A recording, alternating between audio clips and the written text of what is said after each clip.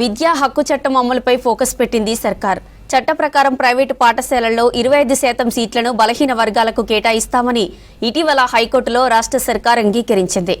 దాన్ని ఎలా అమలు చేయాలనే దానిపై విద్యాశాఖ ఉన్నతాధికారులు కసరత్తు చేస్తున్నారు. ఇతర రాష్ట్రాల్లో అమలు జరిగిన తీరును మన రాష్ట్రంలో ఎలా అమలు చేయాలనే దానిపై ప్రణాళిక సిద్ధం చేస్తున్నారు. విద్యా హక్కు చట్టాన్ని అమలు చేయడం లేదన్న కేసులో చట్టంలోని సెక్షన్ 12(1)(c)ని అమలు చేస్తామని రాష్ట్ర ప్రభుత్వం 6 నెలల క్రితం హైకోర్టులో అంగీకరించింది. దీని ప్రకారం ప్రైవేట్ పాఠశాలల్లో 25% సీట్లను ప్రభుత్వమే పేద విద్యార్థులకు కేటాయించాలి. వారి ఫీజులు చెల్లించాల్సి ఉంటుంది. వచ్చే విద్యా సంవత్సరం 2025-26 ప్రారంభం నాటికి చట్టాన్ని అమలు చేస్తామని హామీ ఇవ్వడంతో విధి విధానాలు రూపొందించేందుకు కసరత్తు చేపట్టింది ప్రభుత్వం, విద్యాశాఖ.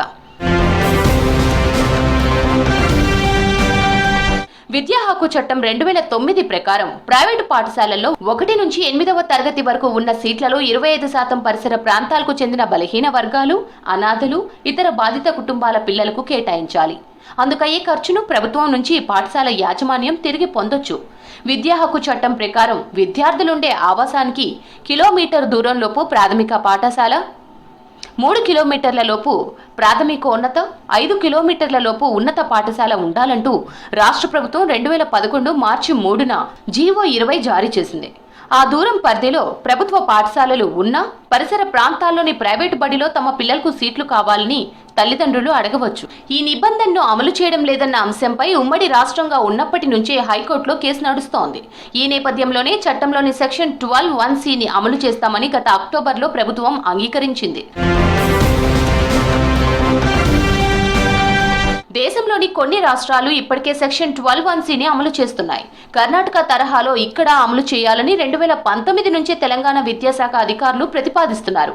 ఆ ప్రకారం విద్యార్థులు ఉండే ఆవాసానికి నిర్దిష్ట దూరంలో ప్రభుత్వ బడి లేకుంటేనే ప్రైవేట్లో సీట్లు ఇవ్వాలని, లేకపోతే ప్రభుత్వ పాఠశాలలు నిరుపయోగంగా మారతాయని సర్కార్ భావిస్తున్నట్లు సమాచారం. అలా చేయాలంటే ఇప్పుడున్న చట్టంలో కేంద్రం సవరణ చేయాల్సి ఉంటుందని చెప్తున్నారు. చట్టాల అమలుపై గత కొద్ది రోజులుగా అధికారులు పలుమార్లు సమావేశమై చర్చించారు. చట్టం అమలు చేయాలంటే మొదట 1, 3, 5 కిలోమీటర్ల పరిధిలో ప్రైవేట్ పాఠశాలలను ఆయా ఆవాసాలకు మ్యాపింగ్ చేయాలి. ఆ పరిసర ప్రాంతాల్లోని బడుల్లోనే విద్యార్థులను చేర్పించాల్సి ఉంటుంది. దానికి తోడు ప్రైవేట్ పాఠశాలల ఫీజు ఎంతో నిర్ణయించాలి. లేదా బడ్జెట్ ప్రకారం ఒక్కో విద్యార్థిపై రాష్ట్ర ప్రభుత్వం 1,10,000 వ్యయం చేస్తున్నందువల్ల ఆ మొత్తాన్ని ప్రైవేట్ పాఠశాలల యాజమాన్యాలకు చెల్లించాల్సి ఉంటుందని అధికారులు ఒక నిర్ణయానికి వచ్చినట్లు తెలుస్తోంది.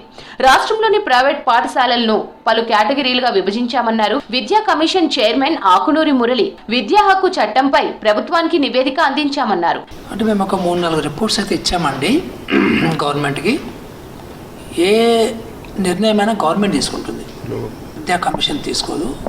అసలు స్కూల్స్ ఎట్లా ఉండాలి, సో ప్రస్తుతం ఉన్నటువంటి స్కూళ్ళలో ఉన్న సమస్యలు ఏంటి, దానికి సంబంధించిన ఒక రిపోర్ట్ ఇచ్చాము. రెండోది, ఈ ప్రైవేట్ స్కూల్స్లో ఫీజులు ఎక్కువ ఉన్నవి. కొన్ని మంచి స్కూల్స్ వాళ్ళు పాపము రేషనల్గా సో కరెక్ట్గా ఫీజు పెడితే కొంతమంది గ్రీడీ యాజమాన్యాలు ఎక్కువ ఫీజులు. విద్యా హక్కు చట్టం ప్రకారం అడ్మిషన్ల స్వీకరణ కోసం ప్రత్యేకంగా పోర్టల్ రూపొందించాలని విద్యాశాఖ భావిస్తోంది. 25% సీట్లలో రిజర్వేషన్ కూడా ఖరారు చేయాలని, అయితే ప్రవేశాలకు లాటరీ విధానం పాటించాలా లేదా అనే దానిపై న్యాయ నిపుణుల అభిప్రాయాలను స్వీకరించి తుది నిర్ణయం తీసుకోవాలని ప్రభుత్వం, విద్యాశాఖ భావిస్తోంది.